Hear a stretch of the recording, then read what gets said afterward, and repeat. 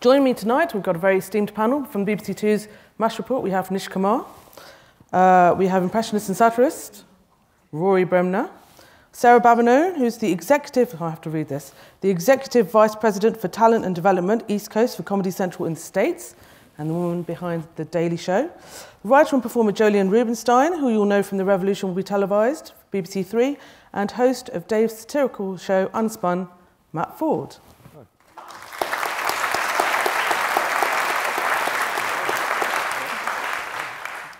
For those of you who don't know me, I'm Sayeeda Etazali. I am the commissioning editor for entertainment and TV events at Channel 4. More significantly for this panel, I have overseen the last leg since it turned from a disability sports show into a satirical multi-award winning hit show, now on Channel 4.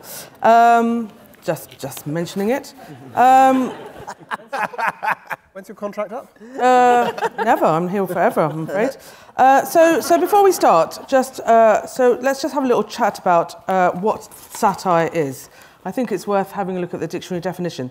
The use of humour, irony, exaggeration or ridicule to expose and criticise people's stupidity or vices, particularly in the context of contemporary politics and other topical issues. Does that sum it up? Rory, as the elder statesman here. As the establishment figure. How would you identify? I'd say it's an engaged kind of comedy. I'd say like John Snow talking about Channel 4 being different with a purpose. I think it's comedy with a purpose. I mean, I think it's obviously got a long history going back to Greek and Roman times, and I think it has a power, or should have had a power. I mean, the early Irish bards, they were expected to write satire which was so sharp that their victims would come out in boils and blisters on their faces. Can you imagine that with Donald Trump? Just, his face distorted. That would be, they're such bad people, satirists. But it is, I think it is an engaged thing. I think it is a comedy which engages and which attacks foibles. Molière said that the purpose of comedy was to correct people while entertaining them, and I think there's an element of that. There is that political element as well, but also it can be railing at stupidity and hypocrisy, all those kind of things. But TV comedy is slightly different, and I think that's because satire as an art can be very dark and very angry and very bitter. When Simon Callow did Juvenile as a live stand-up thing here 2 years ago, it was really unfunny because it was so dark and bitter and, in our eyes, misogynist. What we now come to think of as satire in a television context is really, actually, I think, topical comedy. And that's the kind of thing, and that's because of the requirement, perhaps, of television to be entertaining, to be funny. And is that the same in the States? Do you recognise that as a definition, or is it something different there? No, I think it's the same, or as we would call it, woke comedy, probably. But yeah, it's pretty much the same. I agree with you though, the ridicule part of the definition is where the line is, or the fine line that you're walking. And I think when it gets too mean, then people lose sight of the comedy and also the commentary. Jolien, Matt, what first drew you into satire? Why that form of comedy over others? Well, I think if you're going to take the piss out of people, you're better off taking the piss out of the powerful. And you're more likely to sort of bring an audience with you if you're going on that. I mean, personally, I'd been obsessed with politics from a very young age. I think one of the first rules of comedy is that, apart from being funny, is you talk about what you know. And for me, it was a lifelong passion. And what politics gives you, and the news, is endless human drama. There will always be jealousy and incompetence and things like that. And on top of that, the fact that it genuinely makes a difference to people's lives means that sort of black element, at times like Trump and Brexit and at worse periods during human history, there's a human desire to laugh no matter how bleak the stark reality of life is. So I think for me, it was just more satisfying to talk about something that I cared about. And on top of that, there's a real satisfaction in watching the news that day and going on stage that night and either taking the piss out of the Tories or Corbyn or Trump. Jolien, same for you? Yeah, I mean, for me, I think it's, very similarly in the same way. It's always been about punching up. Ultimately, as a satirist, you are also a curator, because in this kind of insane 24-hour news cycle, the most important stories are often fed out on a Friday, so they don't really get much airtime. And also, we're living in an age where, the impossible has become possible. The idiots are running the asylum. And there is a real need to puncture them in a way where we focus on policy, not on the kind of ridicule of Trump's tweet. And I think a good example of that was, when Trump, tweeted his transgender ban. And later in the House, John McCain goes up and scuppers his entire bill. And there is a need that news cannot or will not, utilise their, analytical faculties to say, look, this just call bullshit, and just say this is why this correlation is direct, and into that void, the Trevor Noahs, the John Olivers have become rock stars, and they are really speaking truth to power, and ultimately, that kind of taboo shattering, analysis is why I think satire is so powerful now. Because news has to be balanced now. It's so balanced that if you've got Ellen MacArthur coming back from around the world yacht thing, and then Hugh Edwards would have to say, we're joined now by somebody from the Flat Earth Society. So news has to be so balanced, but satire can and should have a point of view. Yeah.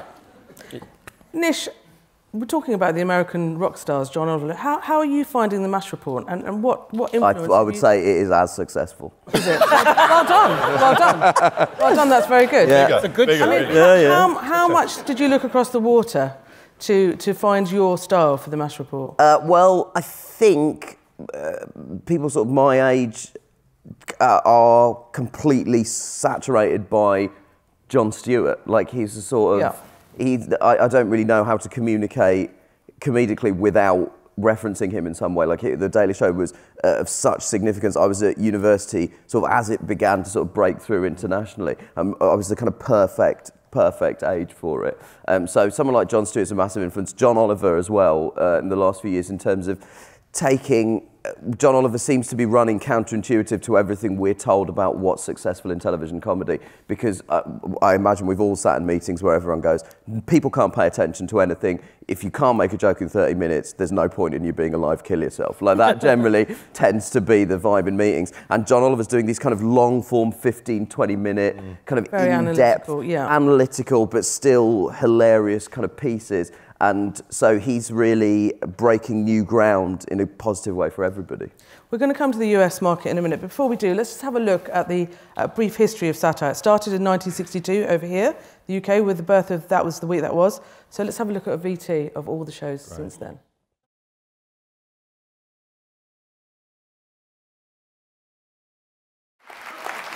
That's just a few of them. Of course, there's more. There is Stuart Lee's Comedy Vehicle, Frankie Boyle's New World Order, Jerry Springer Opera, to name just a few. But there is a pattern that emerges. So I'm just going to go through some of the shows that emerged in the 80s and 90s. Not the 9 o'clock news, Yes Minister, Kick Up the 80s, The Young Ones, Spitting Image, Yes Prime Minister, The New Statesman, Drop the Dead Donkey, Have I Got News for You, The Day Today, Rory Bremner, Who Else? From 1997 to 2010, here are all the new satirical programmes. Brass Eye, Bremner, Bird and Fortune, The Thick of It, Mock the Week, Newswipe and Comedy Vehicle. Nish, I think we pretty much know what the answer is here, but why do you think satire dropped off in the late 90s? Well, I mean, there's a sort of historic pattern of satire thriving really under sort of right-wing governments. That seems to be really the time that it comes out. I think also there was a problem. Tony Blair posed quite a specific problem for satirists because he seemed to be so, I think, and Cameron had this, Cameron was a sort of, Tesco value Tony Blair. But he had some of the same ability to sort of avoid being pinned down for a specific thing. And that's why it took, I think it must have been really tricky, and the most successful sort of Blairite satire became the Thick of It, which actually focused on satirising the mechanics behind keeping politicians unsatirisable. But there is also this sort of pattern where comedy tends to thrive under right-wing governments. Rory, how did you find that? Well, I think there is a period of readjustment. I remember when Tony Blair came to power, I thought, what are we going to do now? Yeah. And after a while, I realised that was what he was thinking. And once we realised that, it's because you do adjust, because, you know, we've done 18 years of Tory governments and you couldn't use the same weapons, you couldn't use the same language. I can remember we did a sketch about Tony Blair, and it was like we said it was like trying to nail jelly to a wall. And some poor guy in the props department had to get jelly and try to nail it to a wall, and guess what? He couldn't do it. But then the character emerges, and we thought, it was when Jeff said the key to this is Alistair Campbell. Yeah. So we've got to go after Alistair Campbell. And somebody said, well, you know, nobody knows who Alistair Campbell is. We said, well, they will do by the time we finish with him. Yeah. And I think that's what, you know, during those nights, I think the sketches that we did with Andrew Dunn, I think that it's important. It's that information role that we talked about earlier on, about people understanding what is going on. Yeah. And then obviously we had the Iraq War, we were able to kind of follow that in real time. And you need good researchers and you need good information. And I think something that satire should do is to tell people stuff as well that they might not already know. There's a good piece in your MASH report the other day when you're saying that the accepted wisdom is that poor people voted for Donald Trump. But actually, the people under $30,000 went for Hillary. Yeah. And it was the higher up the incomes. Now, I hadn't appreciated that. You put it in your show, and I thought, that's good. That's in a satire show, there's a place for stuff you didn't know before. Yeah. But there's an adjustment, and then you find the character of a government, and you go after them. And it was a shame that we couldn't do that with the coalition, because I think that was 5 wasted years. So, Sarah, is that the same? Did you find it harder under Obama than under Trump? I mean, is Trump good or bad for satire? I mean, he's bad for everybody else. Very, very careful how you answer that question. You're very beautiful, by the way.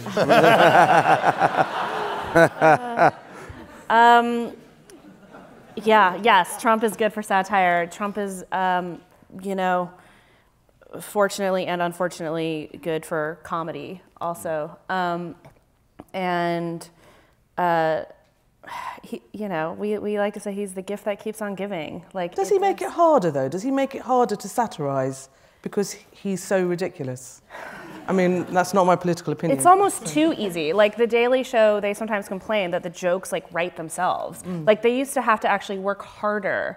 Like you were saying, like to find the thing that isn't so obvious to go after. But Trevor Noah has this great analogy about Trump, that he is like an asteroid that's shaped like a penis coming towards Earth, where you can't stop watching it, you don't know whether to laugh or cry. And I feel like it's very apt.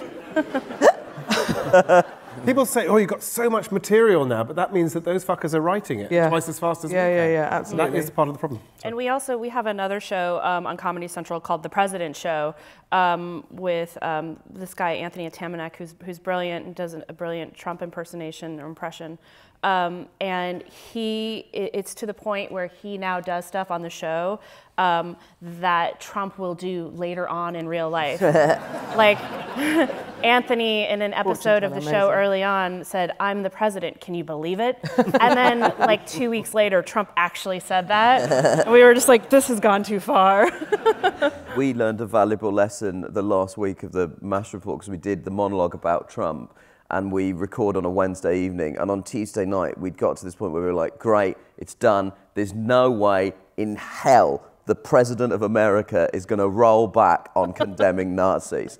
And then on Wednesday morning, I was like, I mean, what? Like, what do you do? Like, now we take nothing for granted ever again with Trump. You just never know when he's going to, even the most obvious positions, the easiest things that he's going to do, he could roll back on it at any second. How is that changing how you write your satire and your comedy? Because it's so fast moving now. It's so changing, and you can't keep up with it. And when you're pre-recorded, how do you deal with that, Matt? Well, you have to make a virtue of that. The fact that by the time something is broadcast, something might have changed. That's a comedic angle. With Trump, there are various lines of attack. Obviously, if you impersonate him, and I just want to say, by the way, I think Rory does the best.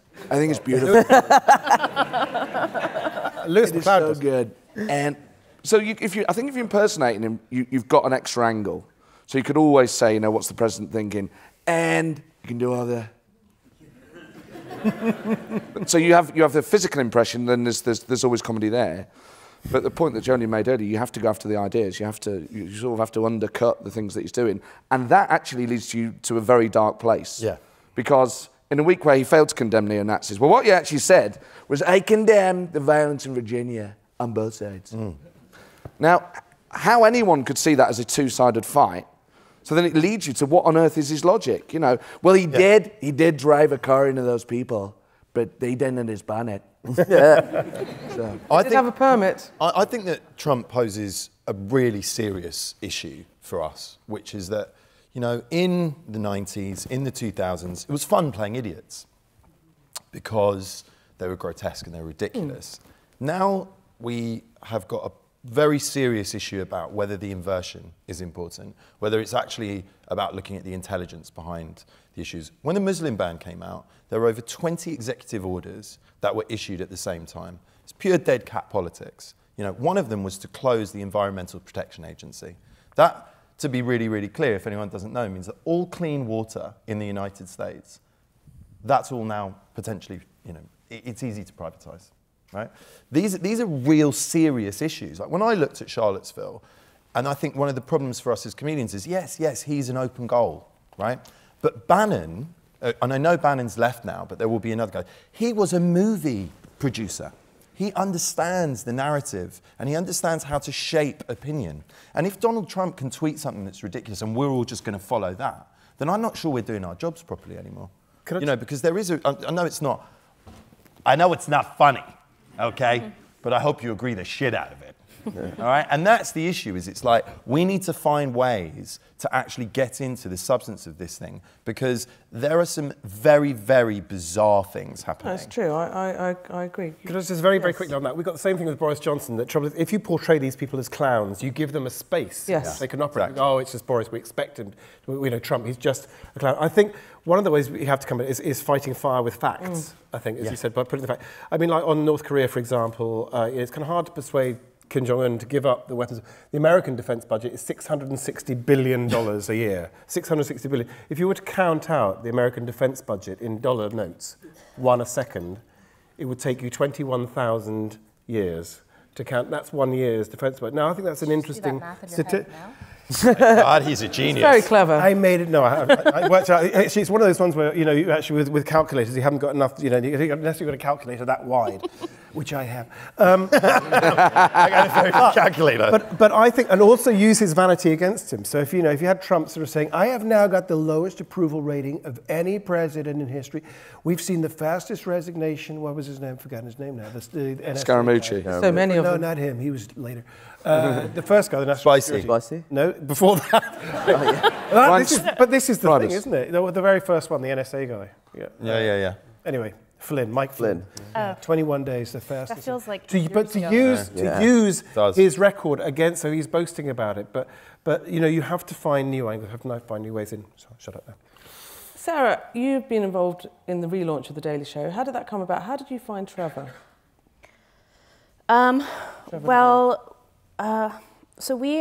Trevor was already in our orbit.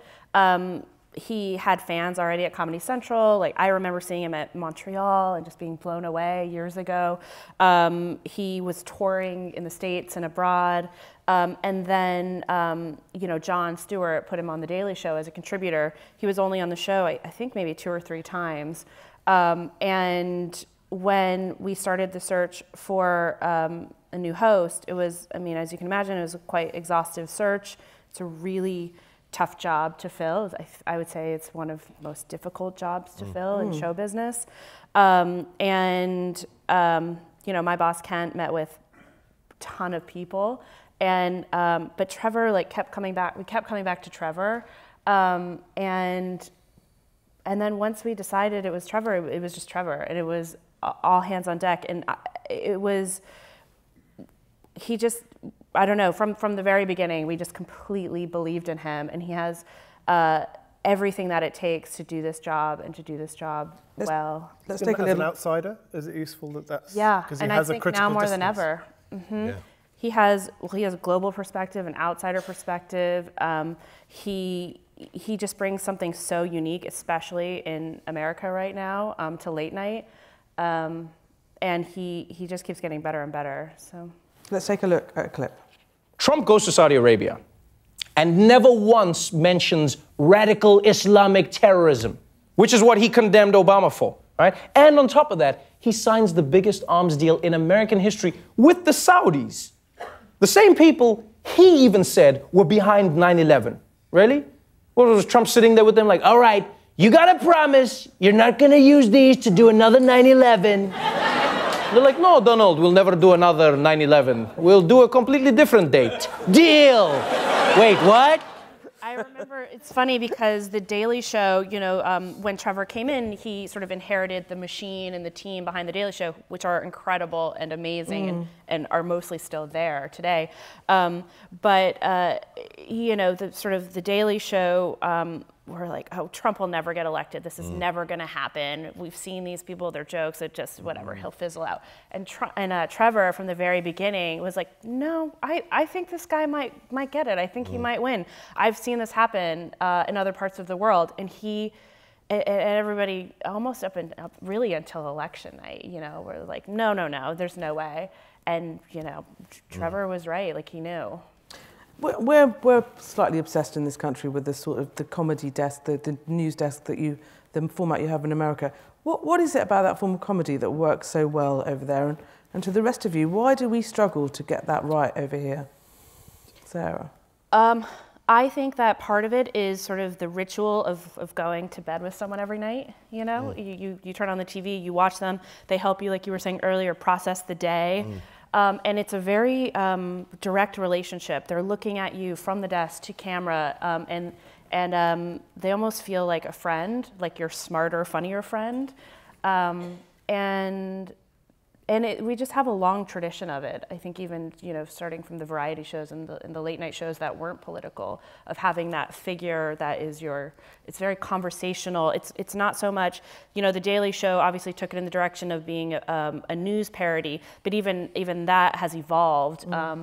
And it's not, and it's especially now with Trevor, it is not a news parody at all. But I think it's that direct relationship, someone that you trust, that can inform you, like you were saying, but that also can make you laugh, so you don't fall asleep, I think, at night completely depressed. Also, our late night shows are on, you know, at night, late at night. Yeah. And your late night shows are on more like our prime time. So, you know, it's interesting. I'm not sure what would happen if we put Trevor Noah or John Oliver on it, you know, earlier in the night. I'm not sure. I think we've got a real problem in this country, and it's called, with all due respect to all commissioning editors here, commissioning editors. Thanks. Let me be really clear. I don't think anyone in England does not want a British version of The Daily Show at this point, right? There is so much news happening that needs processing by someone who we respect, right? By someone who can actually, as exactly as has just been said, sort of be your friend, lead you through it. Say, look, God, let's curate this for you because maybe you missed that. And I feel like there's been a real reticence in the UK to really just say, you know what, in the States you've got, you know, John Oliver, you've got Trevor Noah, you've got Conan, you've got like all these different people at this like, and I think this really important point about the slot, an 11 p.m. slot, sometimes a bit later, actually coming and being like, listen, this is my guy, and I'm just listening to them. And it's fun and it's outrageous and it's ridiculous. I think the other issue is a legal issue, which is the reality of public service broadcasters and the necessity to lay back, so to balance the equation. Because obviously, like when John Oliver goes after someone,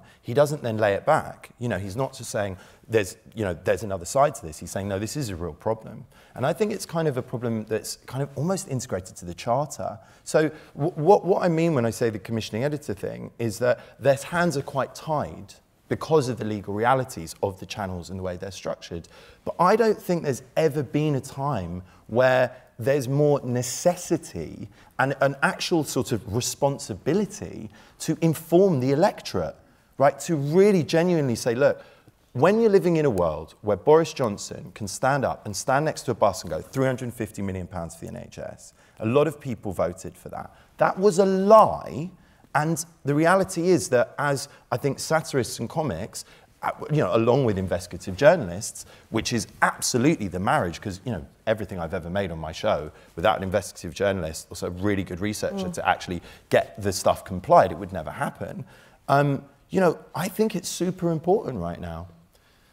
Again, not funny, but I hope you agree with the shit out of it. I agree with you. Although I would say, as a commissioning editor, that actually I think there is a cultural issue here as well. I think that it's not something that we're particularly used to doing or do very well here, in the same way that I think panel shows don't necessarily work in the States. Right. And so I think perhaps there's a more British version or a way of doing this in the UK that might be slightly different from the desk show. I mean, Nish, you're trying it now. How's it going? Yeah, I feel like there's a lot of people just staring at me right now. Yeah, you're the answer. Yeah, well, that's never been true historically. I think one of the other things is there is just a practical issue here, and that is that we don't have as much money as America. You know, like there isn't as much money available to people. And what you're now seeing in the last couple of years is I think people realise, I think we sometimes have a tendency to watch The Daily Show and be like, amazing, Jon Stewart just writes that all himself, what a guy. Like, and I think we only now realise the mechanics that it takes to get one of those shows off the ground, the writing team, the researchers, and that is what I think you've seen in the last sort of year and a half, 2 years, with a show like The Last Leg, with Unspun, with Revolution Not Be Televised, with what we're doing. You're seeing channel heads realise that actually what you need to do is you have to throw a bit of money at it. You have to have a team behind the people. And it isn't enough. What we do historically well in this country, comedically, is auteur-driven television comedy. The vision of one or two people. And, you know, and there's good and bad sides to that. I don't think that the American system with a massive writer's room could have produced something as detailed and intricate and perfect as The Office. What they did was take that and then expand that world for the American version. And at the same time, we would have struggled historically with something that requires a big writer's room because we don't have the culture there. That's very true. And it's all about having, for the late night shows, a strong point of view at the center of it, but then having an incredibly talented and diverse writer's room that helps support that point of view, because otherwise it's impossible to put on a show every day. Yeah, it would be. I don't even know if I don't even needs to be every day. Like, you know, like what's so great about John Oliver's show is, you know, when you're coming to it, and obviously it's a bit different, but it's kind of like he's decided, look, today we're going to talk about Alex Jones and InfoWars, and it's such a deep dive that it's absolutely fascinating. And, you know, the British make incredible documentaries, right? Our history of comedy is like, you know, you look at the stuff that was coming out when John Lloyd and you know, the rest of the guys who were helming in the 80s were, you know, pushing this stuff forward. This is part, like, the British sense of humour is integral to, I think, sort of a satirical point of view. So I think it's also just kind of also looking at it and being like, this stuff wasn't really in vogue, and now it really is. And sure, you know, not everything's going to work, but it's about trying it, isn't it? And it's about kind of being brave in the process where, you know, you're commissioning. So if you baked cakes on your show, you'd have 10 times the budget. I'm not sure. What did Channel 4 pay for Bake Off? I don't know. I work in entertainment. It's not my department. 40... Matt, do you feel like there's a resurgence of satire at this moment in time? Yes, I think that's undeniable. And I think the most important point is to start with a host that really cares about the subject matter, that is authored, that has knowledge in the area, because you have to trust that individual to deliver that stuff. And you have to be supported by strong writers. But the start point has to be, what does this person bring? What is their experience? What is their angle? And it doesn't necessarily have to be left or right or whatever, but you have to have faith in that individual, as people did with Jon Stewart and with John Oliver. No one watches that and thinks, well, they don't know what they're on about. They're just reading out pre-scripted gags. And that's where things like The MASH Report, hopefully, and Unspun get nearer to that American model, which is hopefully, I realise I'm now talking about myself, but a host that is, you know, slimmer than he was, that looks good on his age, you know, someone that's lived a life but is open-minded about the world. I mean, satire really needs to be topical to work very well. And we've talked about sort of, obviously the issue with the sort of recording and the ever-changing, very quick news cycle. How's Twitter changed your? Well, everyone's a satirist now. Yeah. And how has that affected your ability to not at all. Shows? Right. Okay. And this is a sort of unfashionable view, but tweets are 140 characters, and they're often really good gags.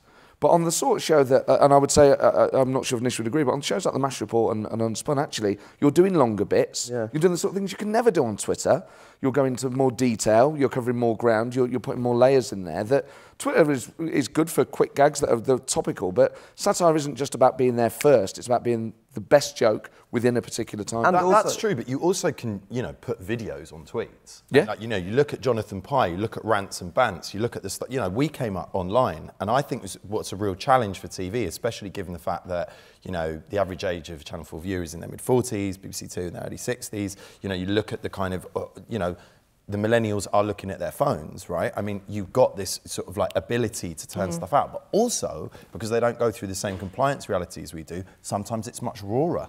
Sometimes it gets to the point a lot better. And, it's actually, a lot of it is very well researched. It's not like there's just this gigantic divide, And I do think that, online is, it's a kind of fascination for TV, isn't it? It's like, I mean, without online, we would never have come through the TV. We would never have got in the door. Because when we actually went to our commissioning editor and channel controller, and when we first went in as well, like, the backing of a good channel controller who's like got your absolute back and is like, I believe in this, I'm going to back this, was for us, when Zy Bennett was at BBC Three, was absolutely huge, because it gives you the confidence to be like, they've got our back when we're trying to do this, and also meant that we could be like, here's 8 minutes of kind of what we've been doing already.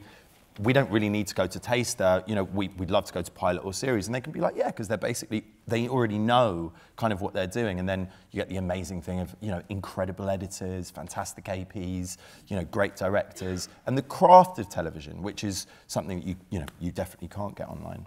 Also, sorry, I was just going to say, from a sort of writer's perspective, I think Twitter is incredibly helpful with topical gags, because you look at Twitter and you go, oh, there are the jokes that everyone is making. Yes, you can see exactly what the obvious joke is and what the one you need to steer clear of. And I think it's actually, rather than it being a negative, I think it's actually forcing us to be more creative and go one level further in terms of the joke writing. I actually think it's a really beneficial thing. It's one of the joys actually of doing the last leg live, is that we've embraced Twitter and we've sort of included that idea in the show. That means that we can incorporate up to the minute topicality and not be scared of it. And for the Daily Show, Trevor is very much a millennial and he uses Twitter all the time. Yeah.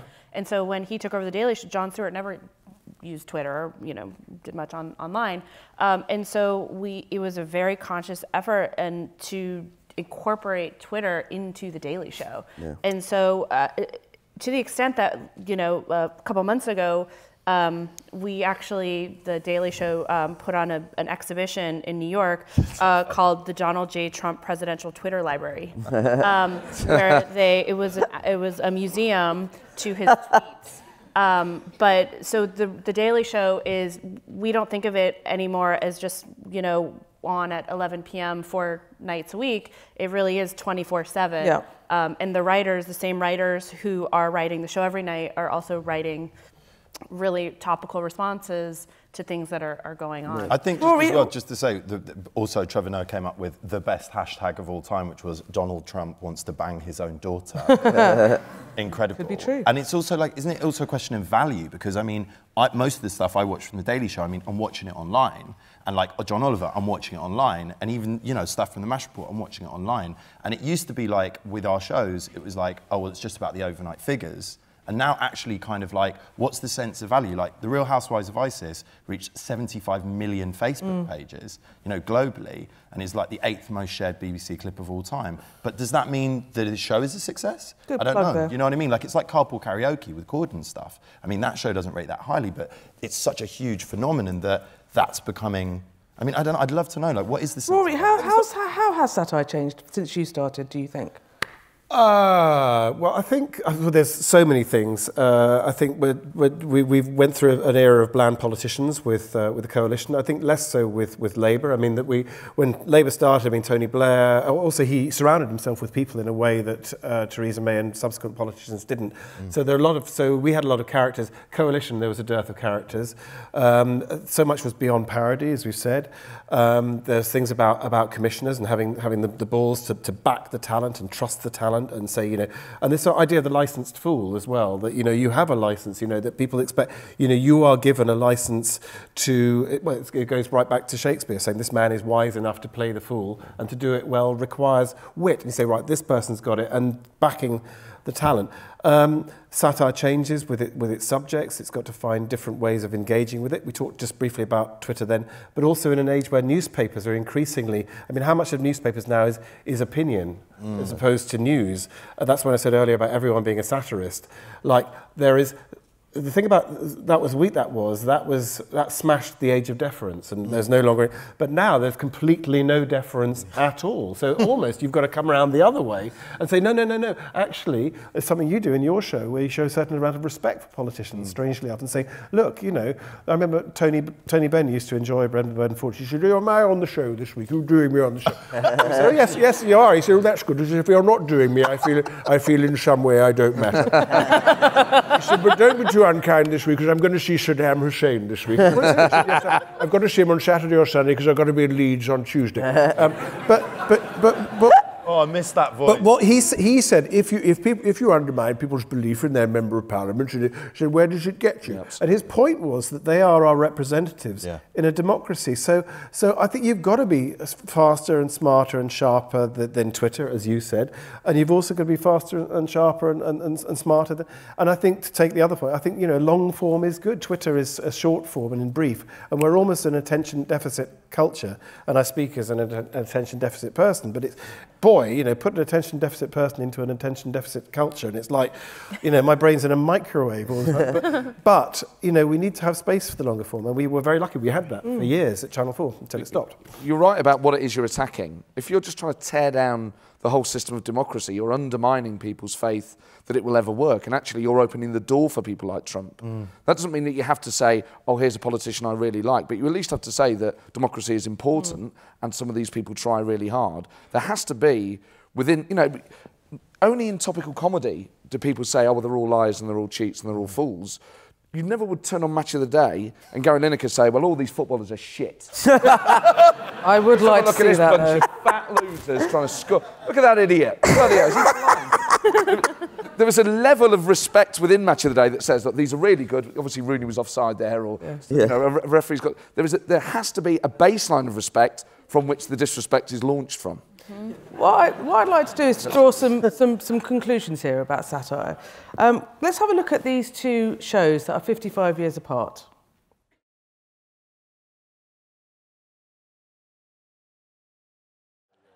Nish, we've been mocking the class system for 50 years and yet nothing's really changed. Or is that not the point? Well, I think with satire you get into when you ask the question, what's the purpose of satire, I think there's sort of two different strands. Because on the one hand, you like the idea that it can be an engine for change and it can help sort of move things along culturally.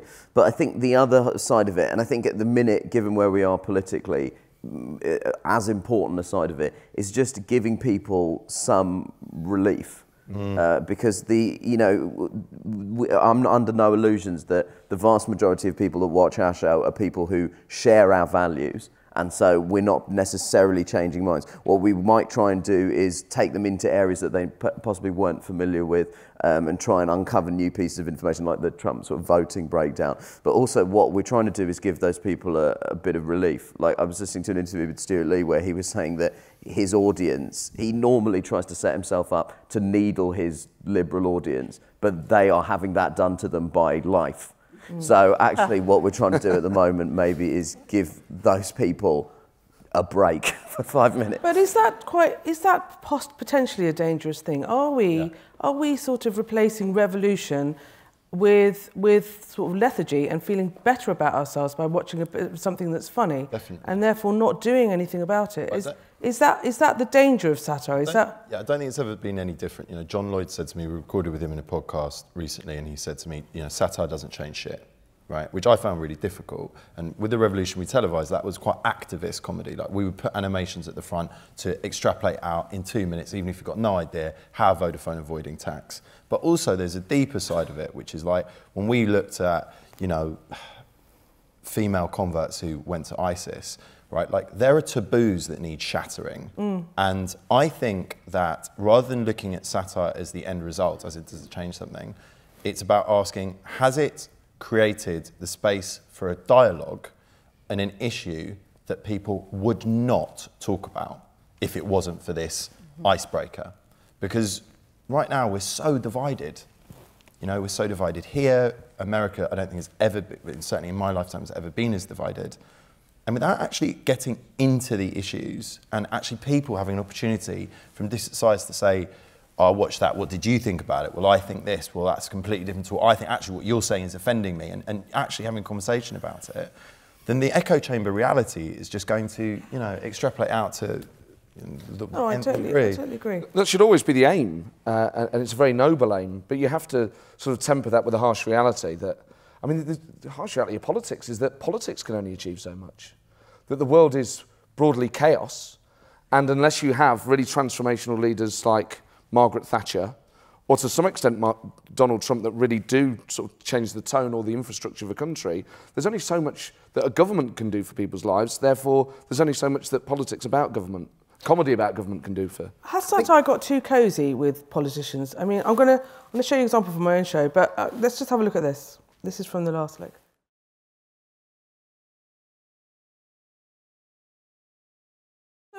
When politicians are in on the joke, does that neutralise satire, or is that actually quite good for satire? I think it's good. I think it depends on who it is, and it depends what the joke is. Things have to be in context. I mean, Ed Miliband, who is, you know, effectively as close to retired as a member of Parliament can be, sort of trying to rehabilitate himself by having a bit of fun. I think there's something quite cathartic about seeing politicians show their human side. There is a very fine line between having politicians on and having a laugh with them and teasing them and making fun of them and actually becoming too cosy and sort of openly being their friend, which is very dangerous. Yeah, it was very controversial when Trump was on Saturday Night Live. Yeah, you know? Really controversial. When Sarah Palin ended up going on Saturday Night Live, did that sort of neuter the whole experience of, you know, her possibly getting in? She became a cult figure, really, didn't she, rather than a scary prospect? Yeah. But yeah, they took the fangs out of her a little bit by doing that. But like Boris Johnson on Have I Got News For You? Well, I'm going to come to that. See, I'm kind of uncomfortable about it. I think because it implies, oh, well, the whole thing's a great big joke. We don't really mean it, and you can come and play with us. And I'm kind of uncomfortable with that. Unless I think you can do something really pointed with it. I mean, The Daily Show is a great example of a show that has had various political figures on, but, you know, even when Jon Stewart did a sort of 20, 25-minute interview with Obama, it wasn't all plain sailing for the president. Like, and I think if you do integrate politicians into the show, I think that you then have a responsibility to hold them to account to some extent. But don't you think, in a way, that gets to the very heart of this issue between UK and US? Because you know what Jon Stewart's view is. His own view is the front and centre of the show, whereas, you know, the idea of balance sometimes put into question, what are these people's perspectives? I think, you know, for me, like, I think the reason that young people are engaging with politics on a new level is because they're absolutely fucking outraged at certain realities that have become clear in the post-Brexit lexicon. The left, the cultural left, thought we'd won racism, sexism, homophobia was a thing of the past, in the general sort of terms. And it's all come out of the box, and I don't think they're into it. And I think it is absolutely time that we take these people on rather than sort of make it comfy for them. I think we are taking people on. No, I know. I think everyone's taking people on. We are. I just wonder if... better at it than we were. Yeah, picking up on that, I think it's a point I made right at the beginning about engaging. And I think people are already engaged with politics. We've already seen that. Less so during the coalition, and I think that was a big vacuum, and they got away with far too much. The coalition. There was only Jolyon's programme that was on, I think, in 2012. So, you know, it was almost like, oh, it's okay, you know, because they're capable of setting themselves up or whatever. But you know, you've got to keep an eye on what is going on. You've got to hold it to account. It's very important. But I mean, that's what I'm saying. Is satire by mistake having the opposite effect, though? Is it? We think we're doing one thing, but actually, are we accidentally doing the opposite? Yeah. And John O'Farrell, you know, who's one of the writers of The Spitting Image, just said that all that happened through Spitting Image is that the cabinet became sort of stars, figures that people knew. Well, that's the thing. That's exactly the point. And loads of money, brought to skewer people, actually became a...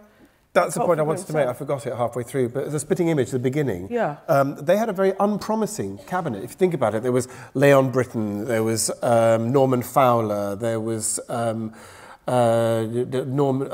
Kenneth Baker. Actually, you know, they were quite dull, but Spitting Image introduced them to the public. I talked earlier about Alistair Campbell, that far from people looking about satire saying it's damaging, I think it's because people will know. There were a lot of people who came to politics through Spitting Image, they knew who the characters were. A lot of people who came to politics through Bird and Fortune because they understood, they watched, they say, oh, I understand who they're talking about now. So I think far from being a cynical exercise, undermining belief in politics, I think it engages people in a positive way. A crucial part of accountability is knowing who the people in charge are. That's an immensely frustrating thing. Someone who cares about politics is very few people know their own MP is. Good luck if people know who their local leader of their local authority is. But what political comedy can do is tell people this is the Environment Secretary, this is the shadow leader of the House and things like that, and then people are far more aware of the democracy in which they function. I think it won't change the world, as who is it, Peter Cook said. But it will illuminate it. It will illuminate the discussion, and I think, you know, particularly in terms of, we keep talking about politicians, but we live in a corpocracy. Like, a lot of the thing is actually illuminating politicians who are absolutely incredible public servants who serve their constituency, championing them, and then looking at people who are basically being paid to look the other way. Although I would say, I mean, whatever side of the argument you're on for Brexit, perhaps satire caused Brexit because, you know, in 2002, Boris Johnson was just an MP for Henley-on-Thames, and then there was a few problems with Angus Dayton and some prostitutes, and then Boris Johnson turned up on Have I Got News for You, and then was a big hit, and was invited back 4 times. I think it was the lack of satire killed Brexit. You think? Yeah. And then he ended up being the architect of the Brexit campaign. There wasn't enough analysis. There wasn't enough engagement. There wasn't, and so. I think our eye was off the ball. Yeah. Everything I've just been saying about why I think comedy should be a certain way and smashing the taboos. It's like in the 90s, you talked about immigration. You must be a racist if you're middle class. Into that void walked Nigel Farage. You know, like, if we don't do it, the reason I'm saying we need to be radical, we need to take that stance, is because, I don't know about any of you lot, but as soon as UKIP started being like, we're the radical anti-establishment party, I was like, I'm literally gone through the looking glass here, because how is it that something to the far right has become normal? And we are literally speaking a week after neo-Nazis and white supremacists, you know, marched on shop. And who would have thought, you know, after Obama got in, that would be reality? That is the reality. So we're either going to be the counterpunch, and we're going to be like, look, we'll take this ground intellectually, in a way spiritually, because we need that in society, and take the oxygen away from these people who are basically hate mongers, you know, and that is what they are. We've only got 5 minutes left. Has anyone got any questions? There's no. You can shout. Shout them. Are any of you conscious of having been warned off? Of being? Warned off. Warned off, because there seems a remarkable consensus about who to do over. So Trump, as you say, is the gift that keeps on giving. What about Mike Pence? Yeah. Mike Pence is an absolute evangelical nutjob. Yeah. Who looks like an ordinary American. Why don't we do him over? He's the gift we haven't unwrapped. He's coming. I think he's coming. No, we do that. We do actually do him. So the President Show, which I mentioned earlier. So the premise of that show is if Trump had his own late night show from the the Oval Office, and but what's important about that show is that Anthony really goes for something deeper. It's not just making him into a clown and for laughs and just a parody in any way. It's finding like the deeper layer to it. But Mike Pence is his sidekick, and they've done a great job in making him. He's waiting in the wings. He's very much just as scary. He's a human shield as Trump. Yeah. But I agree that Trump is sort of the shiny thing that is, but then there's you know, there's a whole host of but characters. also, it's inevitable that the focus is going to be drawn towards the President of America, and I'm sure the focus will be on Mike Pence when he becomes President in 6 months. But we should get into I'm really sorry. I'm afraid we have run out of time. I'm really sorry. I've got no time for any more questions. But thank you very much to the panel. Thanks all for watching. Thank you.